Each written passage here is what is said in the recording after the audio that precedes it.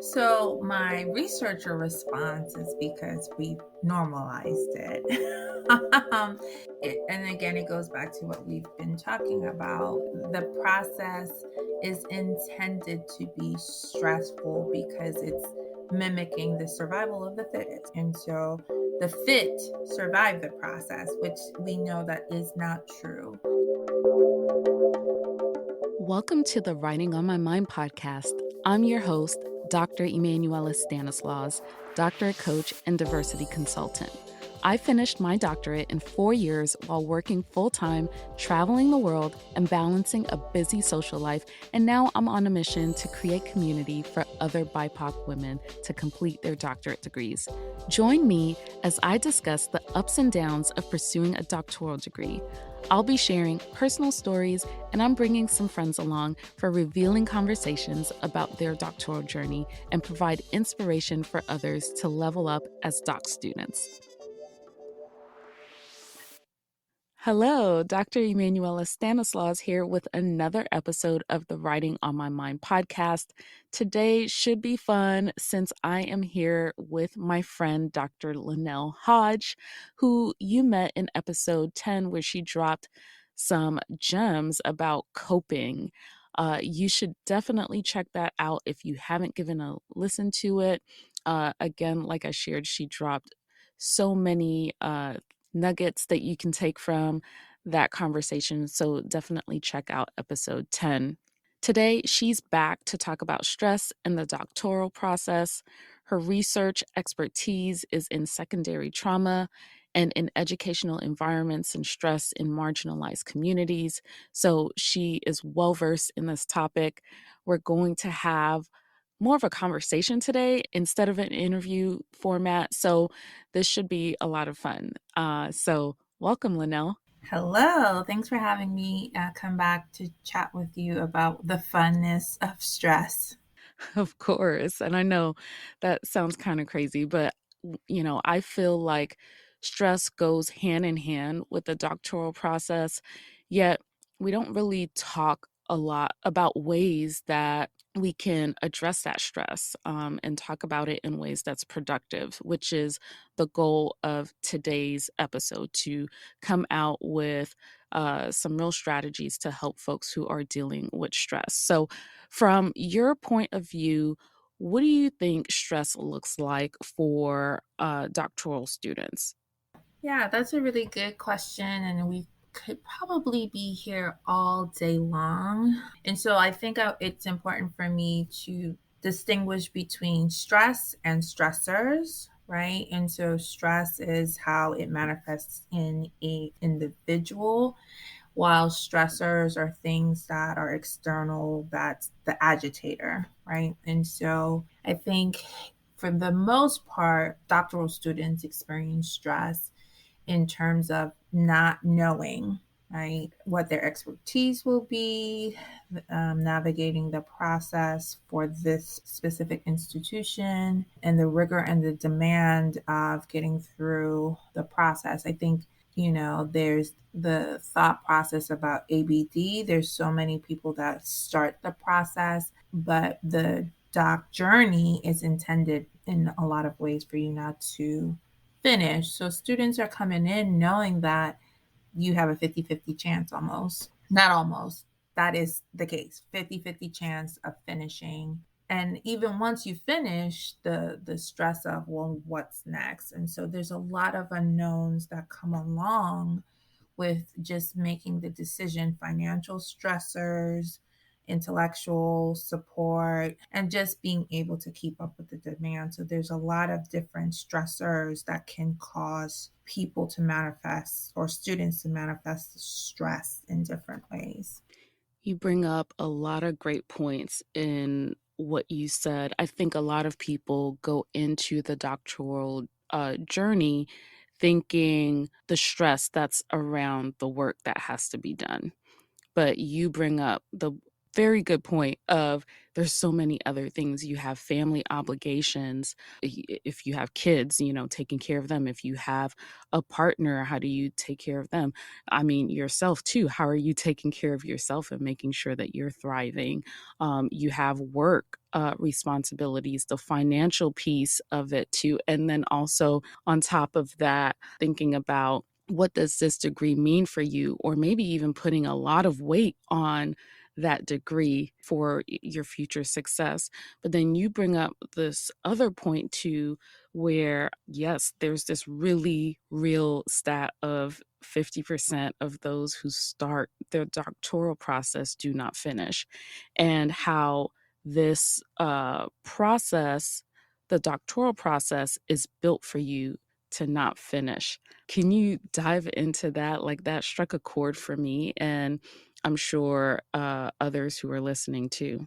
Yeah, and I think, it's rooted in elitism for not everyone to finish because education is still about access, right? And so I think if everyone got through the doc process, then the prestige of the credentials go away. And so I think the academy really benefits from coded language like rigor and demand, when really is, I think most of our students who start that might not finish, they have the capability, it's the capacity is the issue because of all of the stressors that you have going through the process. I think the way people think about the doc process is no longer the same. Like, not a lot of people can just go to school and work on your dissertation. That's it, right? We all have other responsibilities. Even if you're a full-time doc student, you still have responsibilities outside of uncovering whatever your research praxis will eventually be. You're trying to uncover something that is unique to your expertise, unique to the body of literature. And so yeah, it's intended for you not to finish because some of the systems have not updated to accommodate a contemporary doc student. Even again, if you go full time. And so I mean, I participated in the system, right? And I'm always very mindful as a practitioner and a researcher not to fall into the trap of, well, I finished. So if you don't have these things, then you should be able to get through it. And I think, again, the system benefits from all of us who did finish to be like the exemplars of that, right? All of the trauma and the chronic stress that we endured. It's a way to say, well, if X, Y, and Z combination of experiences still could get it, then there's a failure on your part if you don't finish. It's not true and it's unhealthy, but there's not a clear way to unwind ourselves from that, unravel ourselves from that, because not everyone can have a doctorate. Not everyone can have this credential. So, in order for the system to work, it is inherently set up for some people not to get through. Wow, that was super powerful. And I'm wondering, where do we go from here? So, if things are set up inherently for especially women of color who are the true listeners of this podcast that we're trying to help, if it's set up for us not to succeed, where do we go from here? Like, what are some tangible things that we can be doing? Yeah, I think it's a really good question. I don't have a practical do these things and it will fix it. But what I can say is that for women of color in particular, attaining education is about social mobility and independence. So I would encourage women and women of color in particular to create an supportive or counter groups in order to get through the process. So let me clarify. I don't have good insight on how to dismantle the system, but I do have suggestions of how to navigate the system, which is two different things. So I think support groups, and when I say support groups, I don't mean it in a clinical way. I'm talking about community, which we've done some research about, and the power of having friendships and people who see you and know you and understand and loves you through wherever you are, right? No judge, well, some judgment, because sometimes it's necessary. So I think that's one thing.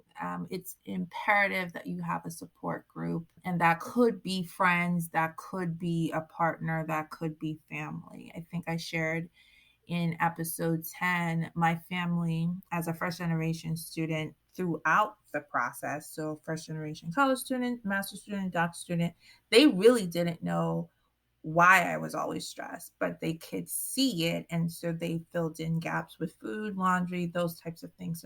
And all of those things are necessary to be supportive to get you through the process. So, support can look different for different people. I also think it's really important that you take an inventory of your life, and anything that you can stop doing or automate, delegate, you do.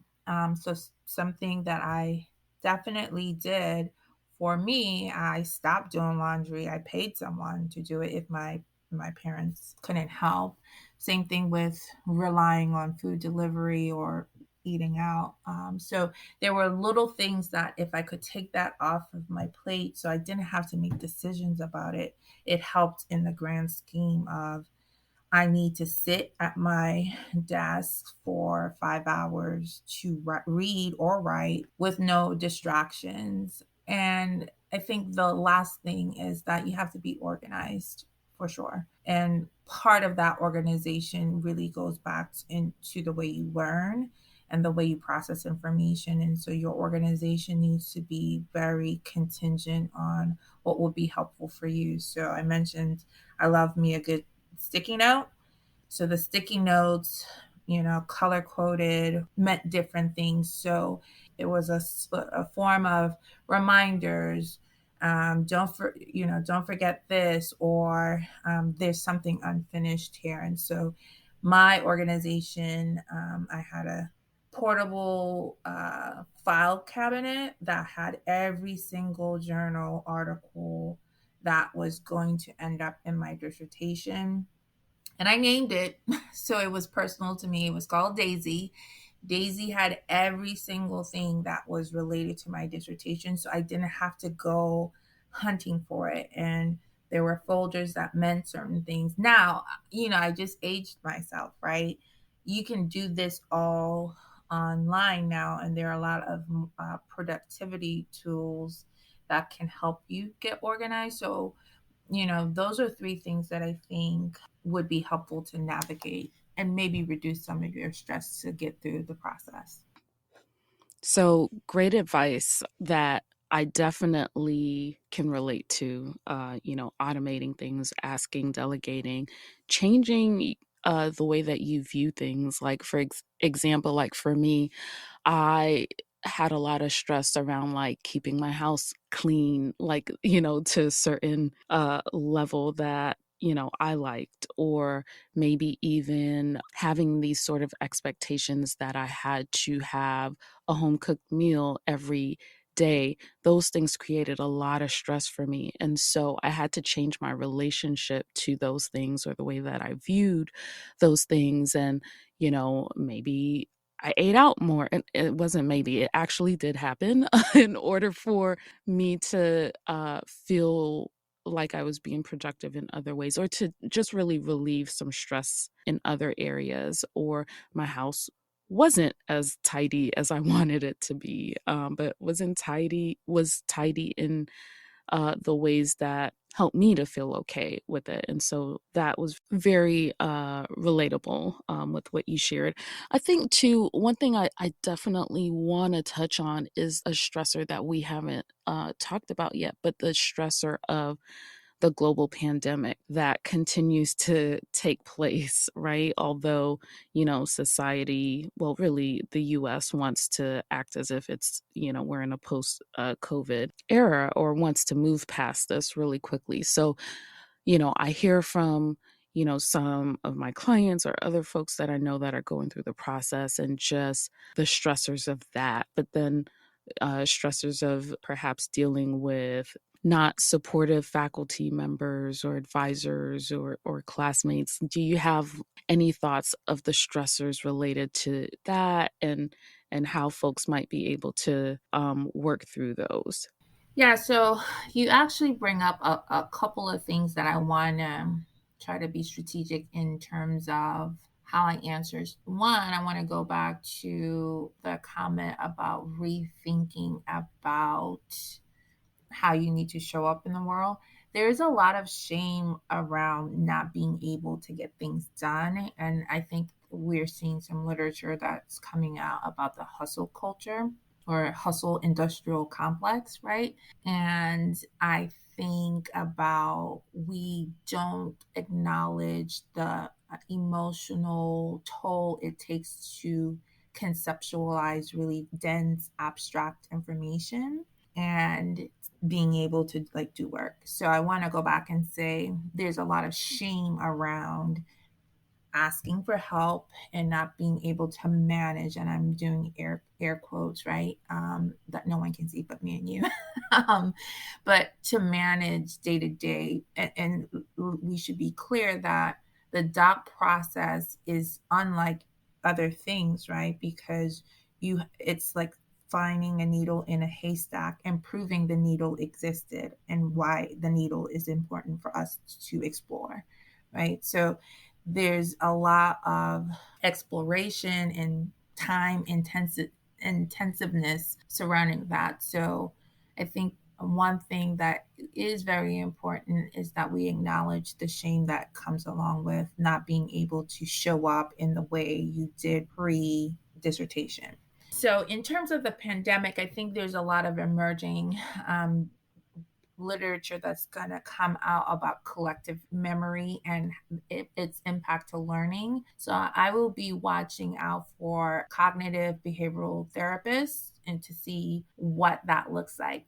So I think, though, in the immediate, what I've seen, how the pandemic impacted doc students is that we are all experiencing it in devastating type ways. So there's like this scale.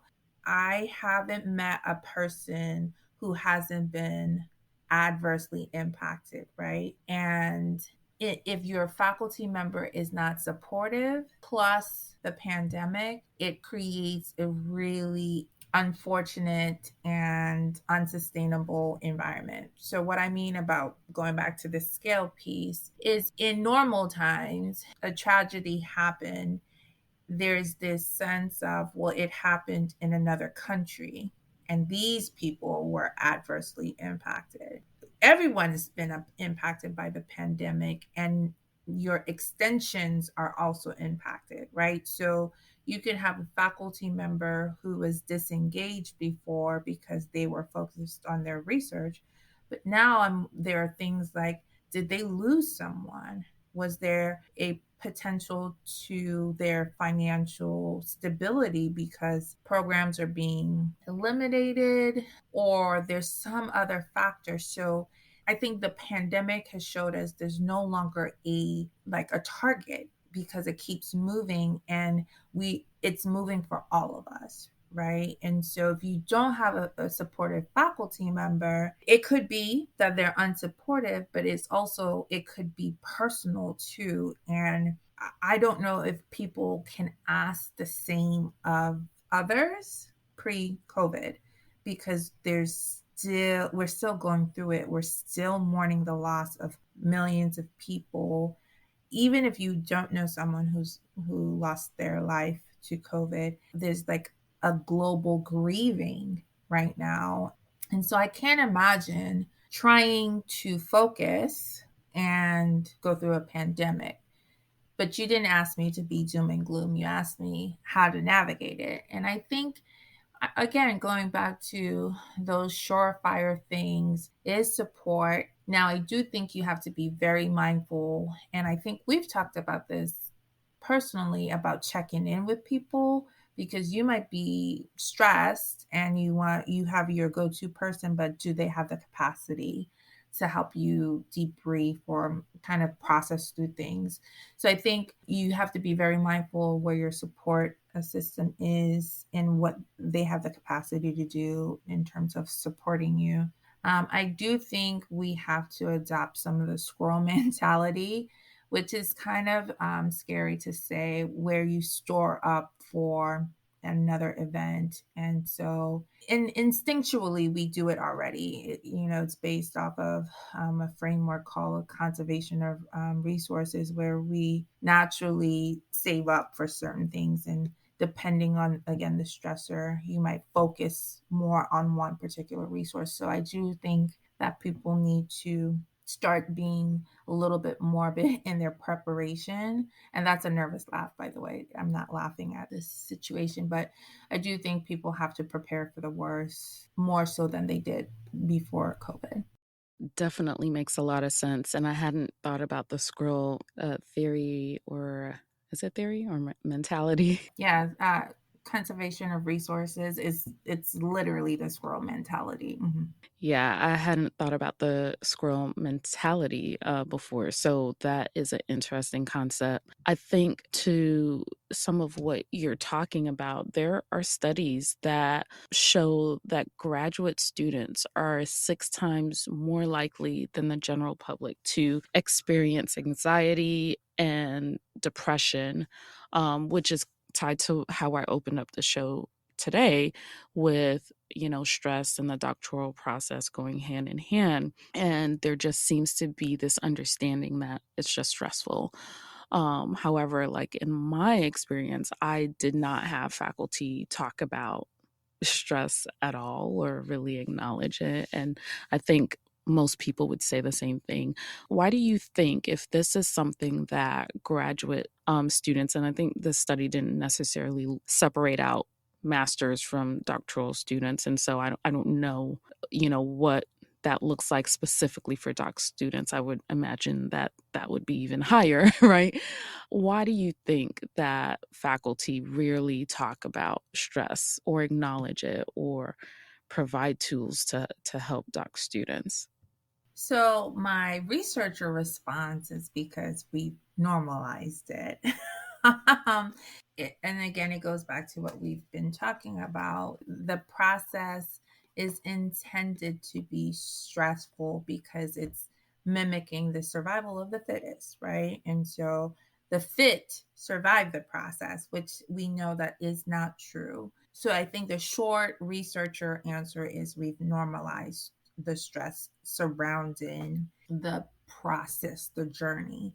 But I also think there's a lot of faculty members who don't have the, and I want to be careful not to frame this negatively, but they don't have the range to incorporate it outside of things like make sure you're checking in and doing your self care techniques. Because at the end of the day, your doc students are a reflection of you as a faculty member, right? So they're faculty members who are rewarded and, regaled because they have produced so many scholars, right? And so there's this really push and pull type of relationships where faculty members believe in you and pour into you and give you the tools that they think that you need based on their experience to produce. So the process is about production and it's about productivity and it's about tapping a doc student to be a trained worker bee. And the faculty, I think, if they are good about developing interpersonal relationships with you, what it could show up, they might not say, here are these things to help reduce your stress, but what they will do, might do, not will, might do is do things like schedule writing retreats or time to come to the house or, you know, doing happy hours, which, institutional culture. go, now go. Or they'll help you start seeing the end, right? The end result of your hard work will look like this. So this is why you're working hard. So I think sometimes it's not intentional always not to talk about it, but because it's so ingrained in the process, I think faculty are more focused about, will you be the one to finish? And here are the things that I think will help you do that. Versus here are the tools that will edify you, will support you, will help you think about you holistically.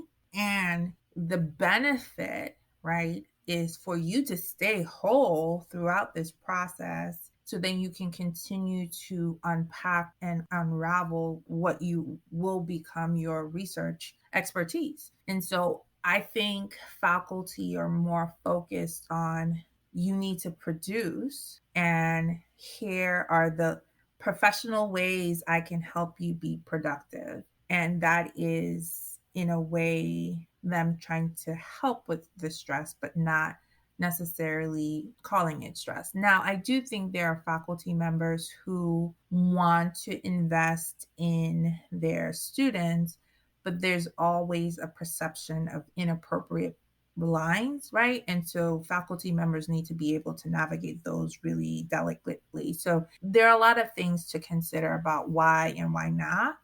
But for the most part, I think faculty members are looking at it from the end result. Like, you need to be productive. Here are the things that you need to be productive. And I think it would be unfair for us not to talk about it in terms of doc students are also leveraged to fill gaps in teaching and research because faculty members are pulled in different directions. So they are serving a purpose. And so they need you to be productive too. They need you to be able to do office hours if you're teaching.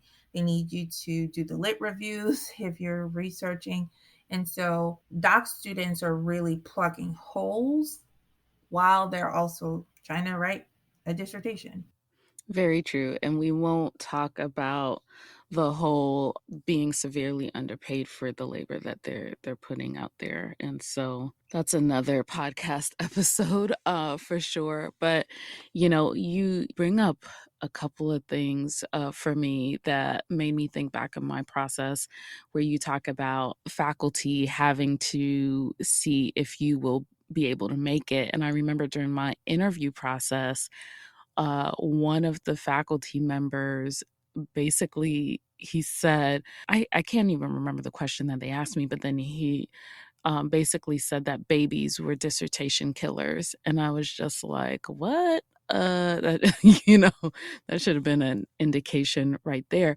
But instead of looking for support, like giving folks support to be successful, you make statements like that can definitely make people feel like, oh, well, I don't belong here, or I won't be supported here. And, that's unfortunate. And then you talked about, having a faculty that can make or help you make it through the process whole. Right. And so it just made me think of encouraging others to find ways to do things, or creating your community that will help you stay whole through the process, having that as a goal. So just thought of that as you were speaking.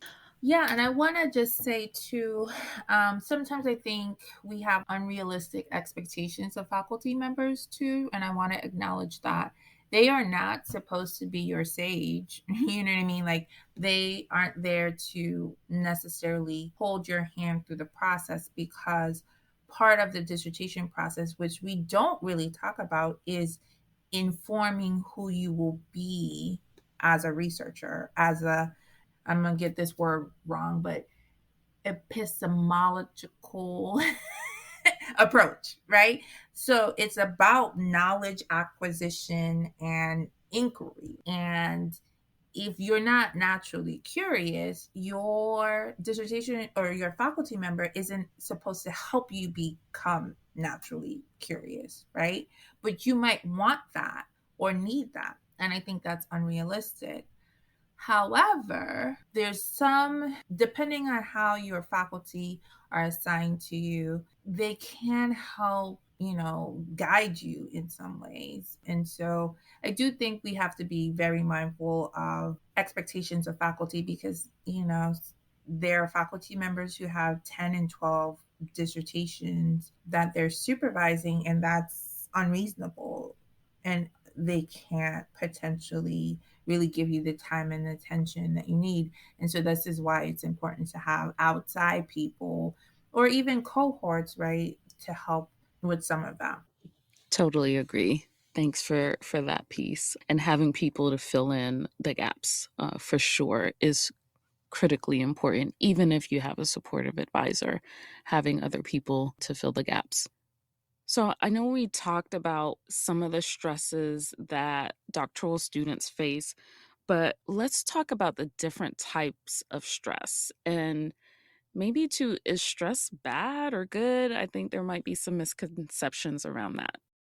Yeah, so let me answer the question backwards. So you asked, is stress bad or good? And the answer is yes, yes to both.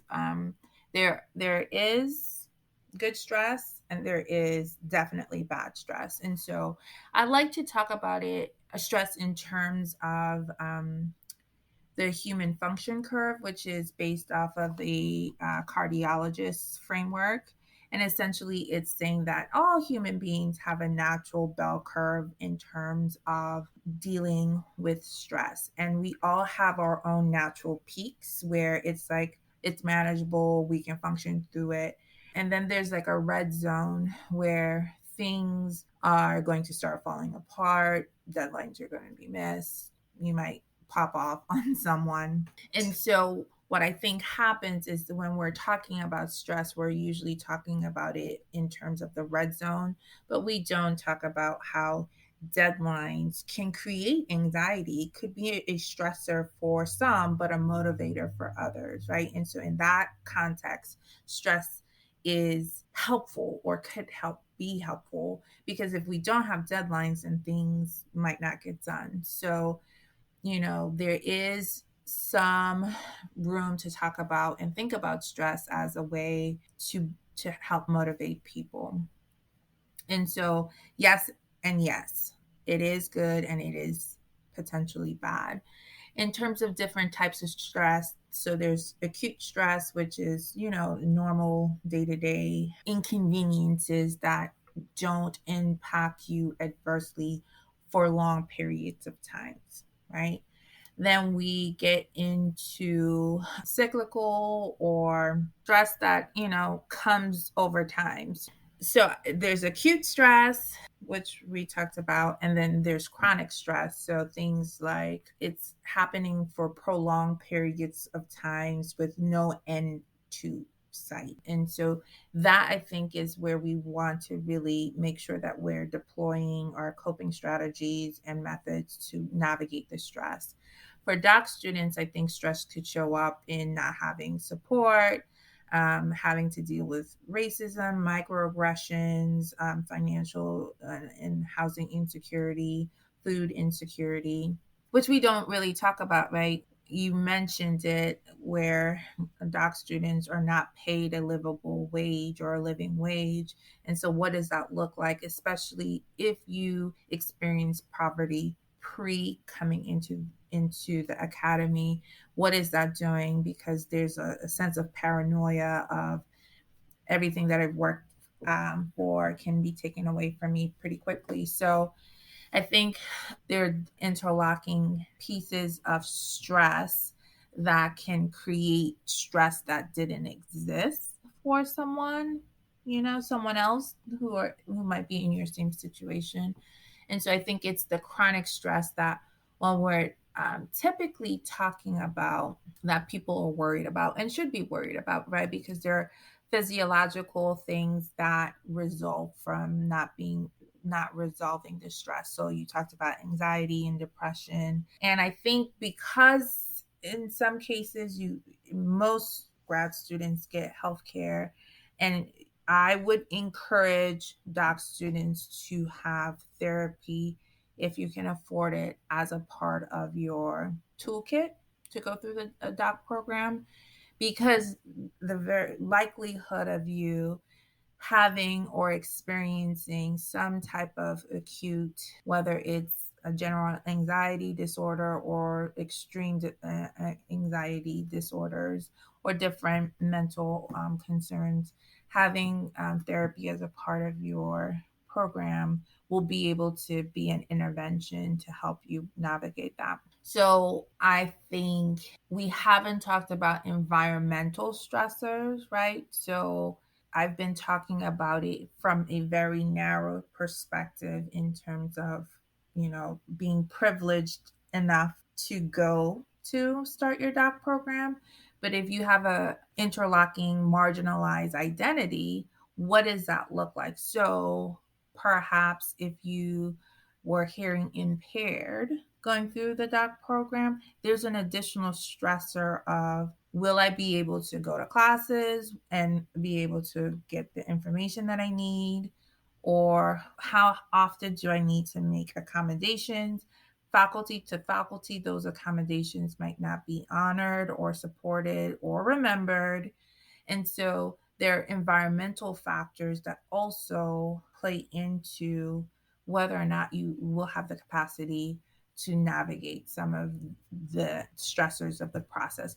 And I just think about too, financially, no one talks about how expensive it is to get your doctorate. Even if in most cases your institution pays for your doc program, no one talks about the expense of, I think just about every person I know had to get a new laptop or some kind of device to work on their manuscript, right? That's a cost associated with that. The amount of journal articles, books, that's a cost not always covered from your institution's library. We had a interesting mutual aid where people were like, "Oh, I think you're doing your dissertation on this. I bought this book and I think you might use it." And then I would do the same, right? So we try to plug holes that way. But, for me, one of the folks on my dissertation committee refused to read my manuscript until it got professionally edited. And I was like, "What?" I did not prepare for that. And thankfully, I was able to break my piggy bank and get it done. But that was a cost that I didn't realize that would be there. Same thing with getting a professional graphic designer to make sure that the images in my document were high quality. And then if you want the physical manuscript, they don't give you a free copy. You have to pay for that. But the university benefits from your intellectual contribution. So there's all of these financial pieces that I personally didn't know I would have to worry about. I also paid a statistician because my dissertation was quantitative. And so there are things about the financial piece of mounting student loan debt. And I could go on and on and on. And if you already experience anxiety or depression, any additional stressor could add to the severity of you experiencing anxiety and depression, or if you have the combination of both.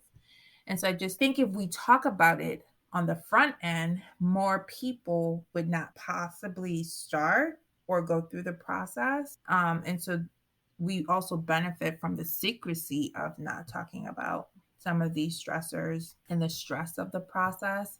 But it's a disservice, right? Especially for folks who don't finish, but also for people suffering in silence or suffering in these silos. And so, yeah, I think if something makes you nervous or you're chewing and chewing and chewing on it, definitely it could be something that you need to keep an eye on to make sure that it doesn't become a chronic stressor for you.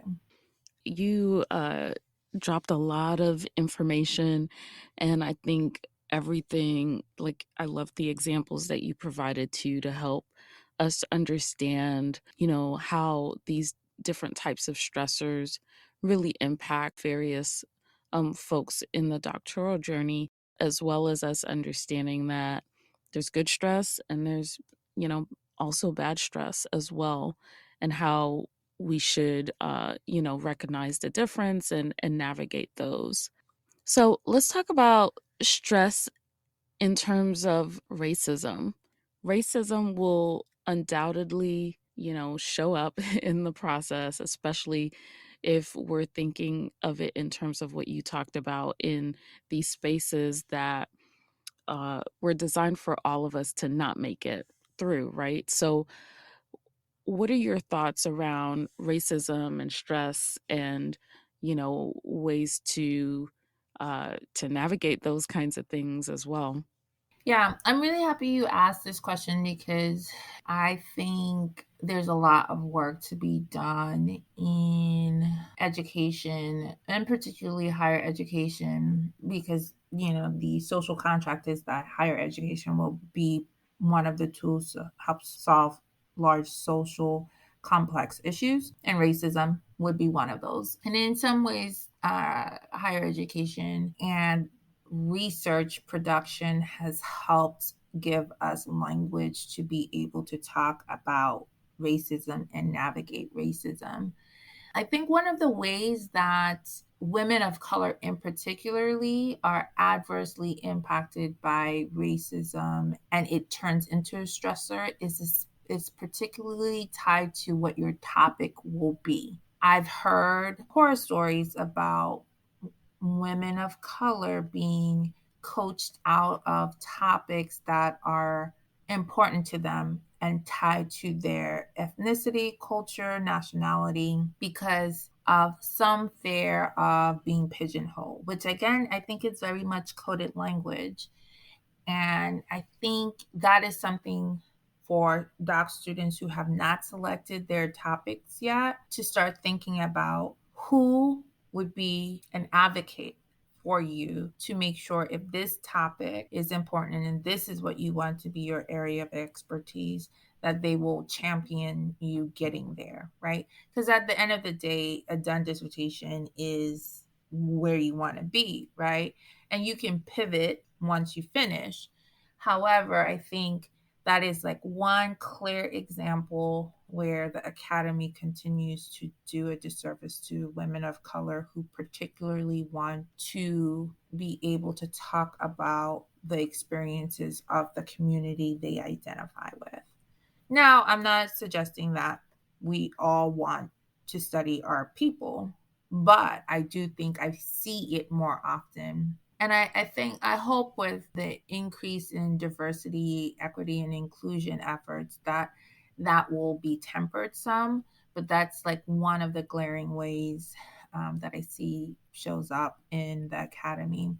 And so, one recommendation would to make sure that you have identified a champion that will help you support you to have that topic. I also think we have to all be savvy in what battles to fight and which ones to wrap up in something else so you can get the end result that you want. So, some of that is about being savvy and not hitching your wagon to certain people, but being very keen on who will support certain projects financially and with resources, right? And I think that's really important because we miss out some of those opportunities because we're so busy being worker bees. But there are opportunities like funding specifically for doc students to help support their process. But if you don't know that, if you aren't asking those questions and being savvy enough, and I feel like maybe savvy isn't the right word because if you don't know, you don't know, and you can't be savvy because you don't know. But there are all of these resources I learned about after the fact. And there were people in my cohort using them and not necessarily sharing that they were available, but they had a champion. They had someone saying, hey, you look like you're struggling here, use this resource. And it was not their chair, it was not their faculty member, right? And so being very curious about what is available to you and when can you access those resources. And I think too, going back to your support system, sometimes you have to call racism what it is. And it is ingrained in the academy in a lot of ways. Buildings are still named after races. There are symbols still connected to institutions, and what is that doing to you emotionally and physically in terms of safety, right? And so this makes me think about when we first moved to Tallahassee, we were all told where not to go. Right? And I think about that didn't come from a faculty member. That came from people who were in the program and they were like, come on. You need to know about the environment and where to stay away from. Now, we've been gone however long, so things may have changed, but it's those pieces of information to help you stay safe, right? Because racism takes away your safety, physical, emotional, spatial, all of those things. And so I think it's being able to know who to go and ask those questions. And even if you don't know what the question is, it's just like someone to tell you what's up. So that was great, great, great advice for those of us who will inevitably, experience racism. And, one of the things that you said that made me think back, we've had several guests on the podcast that have said the very same thing that you talked about with being discouraged about their dissertation process, or I mean, not dissertation process, but dissertation topic, and being steered in different directions because of the fear of them being pigeon holed or held. So definitely relatable content there. So, this has been such an amazing conversation with you. As always, I love chatting with you and listening to your brilliance. And so, I want to see if you had any closing thoughts before we go, and for you to also share how people can connect with you as well. Yeah, any opportunity I have to talk shop with you, I'm on board. And I do want to acknowledge that if you have not read Dr. Emanuela's dissertation, you should, because it is some good jam. Okay. And really, it's close to both of our hearts because we're both first generation students from coming from the Caribbean. And whereas I'm first generation migrant, immigrated to the country, Dr. Emanuela is second generation. So I remember reading it and thinking, these are the types of topics that I want to see coming out of the academy instead of these copy paste type topics, which I know sometimes that it's based on where you are. So I think I'm always really inspired when we talk, and the questions that you ask always help inform how I respond. So this is very much a mutual brilliance exercise. So I think parting advice is that you are in the program for a reason, and your time there is finite. They give you so many years to get it done. I think there's an opportunity for you to learn at any stage and where you have the capacity to really engage in support outside of your natural support system. Do that, because when you finish, because you will, there's the next step, and that comes with its own stress, right? As soon as you graduate, people are like, and what's next? I didn't surely know until 6 months after the fact, and I'm still trying to figure it out. So I think if you don't hear anything else from this podcast, I would say be gentle with yourself. And it's okay to take a semester off if your program allows you to, but be strategic in terms of where you put your mind space. I think earlier today we were talking about what ways are we making sure that our bodies are okay and not just running them into the ground. So make sure that you're staying hydrated and you're taking walks if you can, or you're doing the 4-4 method, which is a breathing technique where you hold your breath in for 4 seconds, you breathe out for 4 seconds. Really intentional engagement in breathing, I think, will be helpful. I also think it's important to rest. And if that is not incorporated into your schedule, you're doing yourself a disservice. And I follow Nap Ministry on Instagram, and I think that's a really safe space for women of color in general, right? Because they're really being intentional about decolonizing the shame that comes around resting. So I would encourage people to make sure that they are resting and being kind to themselves. And, the dissertation is one piece of your whole body of excellence or your contribution. So work with your faculty to make sure that you are unraveling from thinking that you're going to solve all world's problems in this one document, because you're not. I mean, some people might. Surely, for the rest of us, not the case. But the goal is to get the manuscript out so then you contribute to it over time. Use your time wisely. So I think those are some things, really basic, hopefully accessible things, because I always worry about people when they ask for what ways can people do things. It's talking about buying this or going here or doing that. And I really think we need to recenter and make sure that recommendations are accessible for the most part to everybody. And so I would be happy to talk to folks about ways in which they can beef up that if they so choose. So you can follow me on Instagram and Twitter at Lynell S. Hodge. And then you can also find me at lynellshodge.org at my website.